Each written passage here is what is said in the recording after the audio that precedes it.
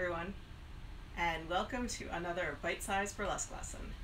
I am Miss Nina Murray, headmistress of the Boston Academy of Burlesque Education. And this week I have been teaching floor work to my students. So I thought today's lesson would be a little floor work.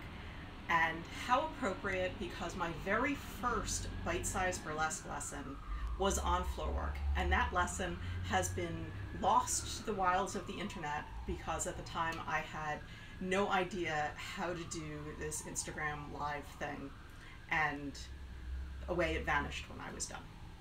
So I'm going to show you a couple of my favorite floor work moves today. We are going to start here, lying down. Now you can do most of these floor work moves flat on your back. That's the easiest. It puts the least strain on your core. Or up on your elbows. It's a little more work, but I always find it helps me to look out at the audience because when I'm lying flat on my back, often I get entranced by the movement of my own legs and forget to look out at my lovely audience. Also, because of the camera angles, so challenging, I will stay up on my elbows so you can actually see me. Our first move is going to be done with your legs straight up in the air. And you are just going to take one foot and drag it down your leg. So you create these really nice angles, one bent leg, one straight, and then switch it.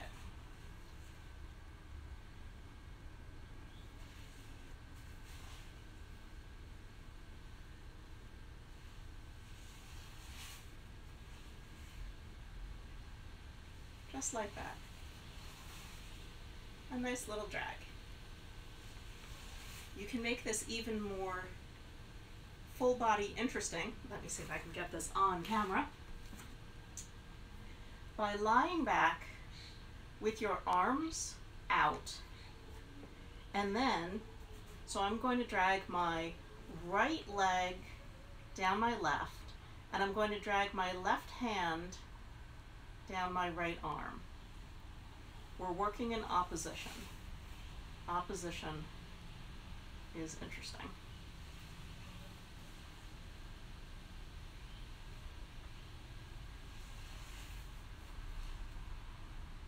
Or of course, you could always just run your hands all over your body while you're switching your legs. Another move I like in this position, that is with my side facing the audience, let me see if I can get a good angle on this one, is a nice long leg. Okay, you can't see my feet, oh well. So I suppose you could think of these as bicycle legs. There we go. But I like to think of it more like a pony prancing. And always keep your legs nice and long when they're straight. And just circle around. Yeah, it's like a bicycle, but really long, straight legs. Think pony. You will feel this one. So something also to think about, if you are not necessarily so flexible, you can't lift your legs terribly high or open them up terribly wide, it really doesn't matter. What matters is keeping your legs straight and your toes pointed. So, straight legs, pointed toes.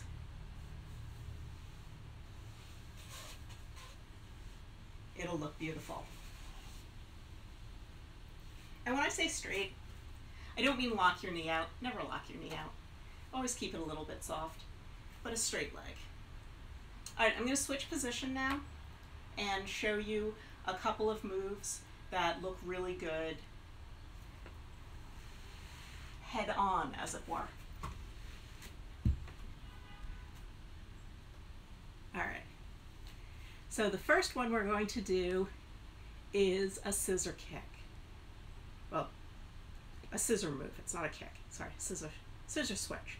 So cross your legs and then recross them. Again, straight legs, pointed toes. And I've just got my arms out so you can see what I'm doing, right? You could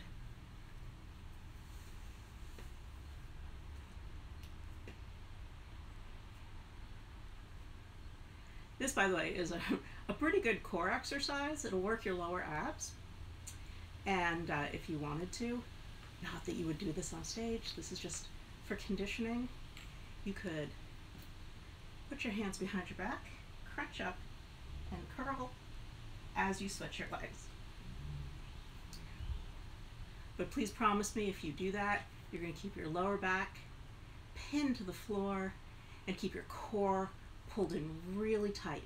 And you can either curl straight on, or you can curl towards one side and then the other. Get a little oblique work in there. All right, so that's your crisscross switch. Another move I like a lot, you're gonna have, again, legs are straight, your knees are pinned together, and we're going to imagine we're on a clock and our legs are the hands of that clock. So you're going to take one leg and bring it down from 12 where they both are, again, knees together, and bring it down through 3 o'clock, 6 o'clock, and 9 o'clock, and then swing it back up again. We'll do it on the other side, only this time we're going from 12, 9, 6, 3. And switch. And switch. Again, straight legs, pointed toes. It'll look fabulous. You could come all the way around if you wanted to. There's a little flip you have to do to get your foot in the right position. And of course, we can do both feet or both legs, but we're still keeping our knees together.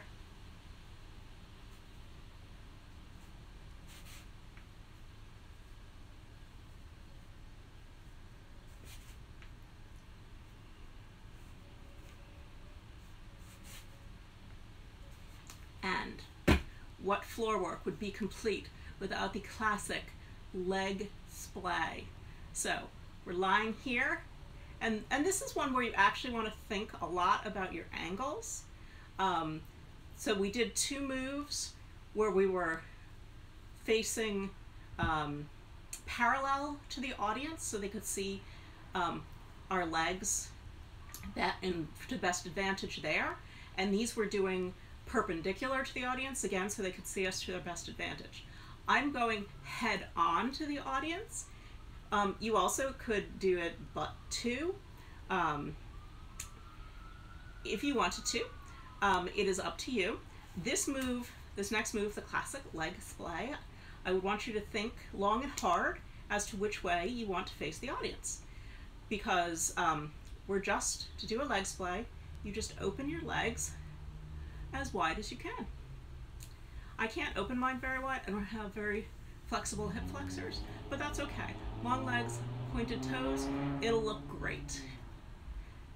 So you just open, and you want it to be like nice and sticky, like you have a rubber band around your ankles, so that there's a certain amount of tension as you open and close. And this is a nice time to touch your inner thighs. So when I said to think about whether you want to be facing the audience or have your butt to them, they're going to see your legs look great either way. It's just, if you do it this way, there's a whole lot of yourself you're exposing, and that may be great for your act, but do consider what sort of costume you're wearing and if that's something that's going to be cool with your venue. All right, so that was 3 facing this way, but only 2 facing this way. So I'm going to give you 1 more this way, little bonus.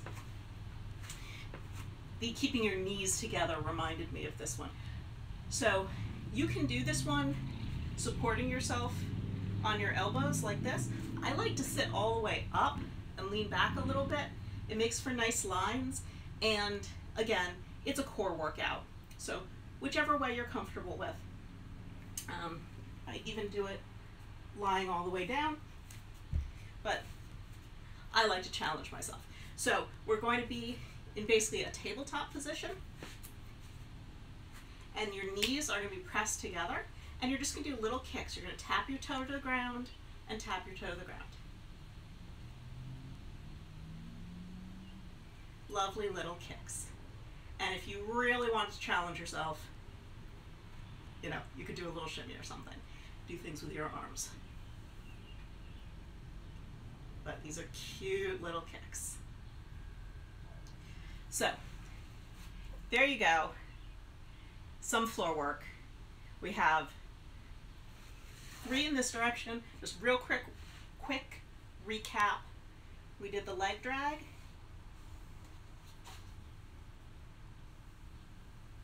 We did the pony prance legs, bicycle legs if you like, and then we did the little kicks.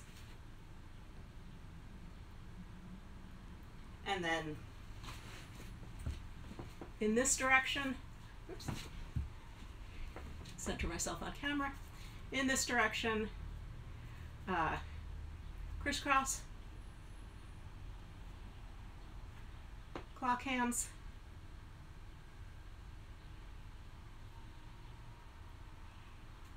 double clock hands, and leg splay.